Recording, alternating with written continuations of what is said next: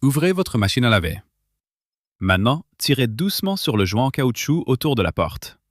Passez un chiffon à l'intérieur du pli. Si le chiffon ressort gris, noir ou couvert d'une substance visqueuse, ce que vous voyez ne vient pas de vos vêtements. C'est un mélange d'humidité, de résidus de lessive, de fibres textiles et de saleté qui s'accumulent après chaque lavage. Et voici le plus surprenant. Vous pouvez faire tourner votre machine à 60 degrés, utiliser une lessive coûteuse et lancer régulièrement le programme de nettoyage automatique sans jamais éliminer ce qui provoque réellement les mauvaises odeurs. Parce que le tambour n'est généralement pas la zone la plus sale. Le véritable problème se cache dans des endroits que presque personne ne nettoie. Le joint de porte, le bac à lessive, le filtre de vidange et les conduits humides situés derrière le tambour. À chaque cycle, une partie de ces résidus peut se mélanger à l'eau de lavage. C'est pour cette raison que certaines serviettes sentent encore l'humidité après avoir été lavées. C'est aussi pour cela que les vêtements de sport peuvent retrouver une odeur désagréable quelques heures seulement après les avoir enfilés. Beaucoup de personnes pensent qu'elles doivent ajouter davantage de lessive. Mais c'est souvent l'inverse. Plus vous ajoutez de produits, plus les résidus peuvent s'accumuler dans la machine. Au Japon, l'entretien domestique repose souvent sur une idée très simple. Ne pas attendre que quelque chose devienne extrêmement sale pour s'en occuper. On réalise plutôt de petits gestes réguliers, faciles à répéter, afin d'éviter l'accumulation. Appliquée à une machine à laver, cette logique donne une routine étonnamment simple. Elle nécessite environ 2 minutes de travail réel, la machine fait le reste. Et vous n'avez besoin que de 2 produits bon marché, du percarbonate de sodium et de l'acide citrique. Mais avant de commencer, il faut comprendre quelque chose d'important. Ces 2 produits ne doivent pas être utilisés en même temps. Le percarbonate est alcalin, l'acide citrique est acide. Ils ont 2 fonctions différentes et doivent être utilisés dans 2 cycles séparés. Nous allons commencer par le produit qui élimine les résidus organiques. Première étape, le nettoyage à l'oxygène actif. Le percarbonate de sodium est souvent vendu sous le nom de blanchissant oxygéné ou d'agent blanchissant sans chlore. Lorsqu'il entre en contact avec de l'eau suffisamment chaude, il libère de l'oxygène actif. Cet oxygène aide à décoller les résidus de lessive, les graisses, les odeurs et une partie du biofilm présent dans la machine. Vérifiez d'abord le manuel de votre appareil pour connaître la température maximale recommandée et les produits autorisés. Ensuite, assurez-vous que le tambour est complètement vide. Versez environ 3 à 4 cuillères à soupe de percarbonate directement dans le tambour. Pour une grande machine très encrassée, vous pouvez utiliser jusqu'à une demi-tasse, à condition que le fabricant de l'appareil l'autorise. Choisissez ensuite le programme le plus chaud compatible avec votre machine. Dans de nombreux cas, un cycle entre 40 et 60 degrés suffit à activer correctement le produit. N'ajoutez aucun vêtement, n'ajoutez pas de lessive, n'ajoutez surtout pas d'eau de javel. Lancez simplement le cycle. Votre intervention vient de prendre moins de 30 secondes. Pendant que la machine tourne, l'eau chaude transporte l'oxygène actif dans le tambour et dans une partie des conduits internes. Si votre machine n'a pas été nettoyée depuis longtemps, vous pourriez apercevoir de petites particules grises ou brunes dans l'eau. Ce sont souvent des dépôts qui se détachent progressivement. Sur une machine très sale, un second rinçage à l'eau claire peut être nécessaire. Mais ne refermez pas immédiatement la porte lorsque le cycle se termine. C'est maintenant que commence la partie la plus importante. Deuxième étape, les 3 zones cachées. Prenez un chiffon en microfibre légèrement humide. Commencez par le joint en caoutchouc. Tirez délicatement le joint vers vous et nettoyez tout le pli intérieur. Faites le tour complet de la porte. Vous trouverez peut-être des cheveux, des fibres, des pièces de monnaie ou de l'eau stagnante. Pour atteindre les coins étroits, enroulez le chiffon autour du manche d'une cuillère en bois ou d'une baguette. Ne forcez jamais et n'utilisez aucun objet pointu. Le caoutchouc peut être percé facilement et remplacer un joint coûte beaucoup plus cher qu'un chiffon. Insistez particulièrement sur la partie basse du joint. C'est là que l'eau reste le plus souvent emprisonnée. Séchez ensuite la surface avec un second chiffon. Cette étape prend environ 30 secondes, mais elle peut faire une différence immédiate sur les odeurs. Passez maintenant au bac à lessive. Sur la plupart des machines, il peut être retiré entièrement. Cherchez une petite languette de déverrouillage, appuyez dessus et tirez doucement le bac vers vous. Retournez-le. La face supérieure peut sembler propre alors que le dessous est couvert de dépôts collants. Ces dépôts proviennent généralement d'un mélange de lessive, d'adoucissant et d'eau. Rincez le bac sous l'eau chaude. Utilisez une vieille brosse à dents pour nettoyer les angles et les petits canaux. Regardez ensuite à l'intérieur du logement du bac. Si vous voyez des résidus, essuyez-les avec un chiffon humide. Ne versez pas de grandes quantités d'eau directement dans cette ouverture. Un simple essuyage suffit dans la majorité des cas. La troisième zone est celle que beaucoup de propriétaires ne découvrent qu'après plusieurs années, le filtre de vidange. Sur de nombreuses machines à chargement frontal, il se trouve derrière une petite trappe située en bas de la façade. Avant de l'ouvrir, consultez le manuel de votre appareil. Placez une serviette et un récipient peu profond devant la machine. De l'eau peut s'écouler lorsque vous dévissez le filtre. Tournez le bouchon lentement. Vous pourriez y trouver des cheveux, des boutons, des pièces, des fibres textiles ou de petits objets oubliés dans les poches. Retirez les débris. Rincez le filtre à l'eau claire. Vérifiez que la petite hélice située derrière, lorsqu'elle est accessible, peut tourner librement. Puis, remettez soigneusement le filtre en place.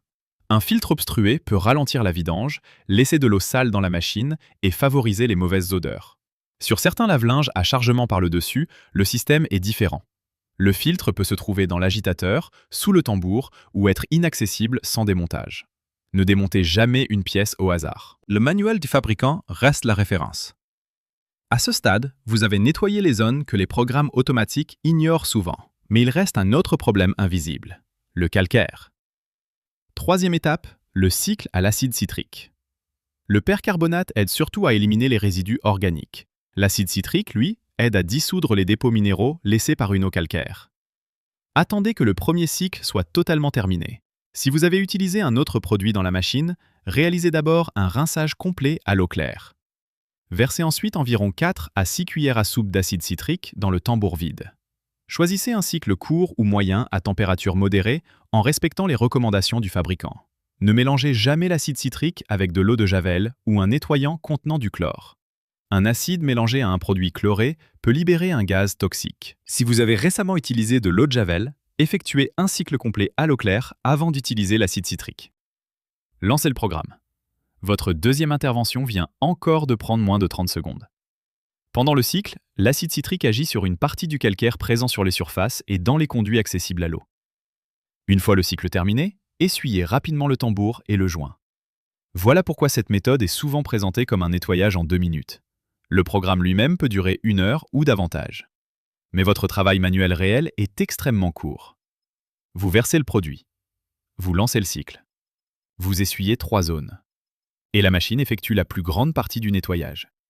Cependant, aucun produit ne peut remplacer l'habitude qui empêche la saleté de revenir. Quatrième étape, laissez la machine sécher. Lorsque le lavage est terminé, retirez les vêtements dès que possible. Essuyez l'eau visible dans la partie basse du joint. Puis, laissez la porte entrouverte. Ouvrez également légèrement le bac à lessive. L'objectif est simple, faire circuler l'air. Les mauvaises odeurs apparaissent plus facilement lorsque l'humidité reste enfermée dans un espace chaud et sombre. Une porte fermée emprisonne cette humidité. Une porte ouverte permet au tambour, au joint et au bac de sécher beaucoup plus rapidement. Ce geste ne coûte rien, il prend quelques secondes. Et il peut éviter une grande partie des problèmes que les utilisateurs essaient ensuite de résoudre avec des produits coûteux. Il existe également une erreur très fréquente qui salit les machines plus rapidement, le surdosage de lessive. Les fabricants de lessive présentent souvent des bouchons ou des lignes de dosage qui encouragent à utiliser une quantité importante de produits. Mais la dose nécessaire dépend du poids du linge, du niveau de saleté, de la dureté de l'eau et du type de machine. Les lave-linges modernes utilisent beaucoup moins d'eau que les anciens modèles. Une dose excessive peut donc être mal rincée. Le produit reste alors dans les fibres, dans le bac, sur le joint et dans les conduits.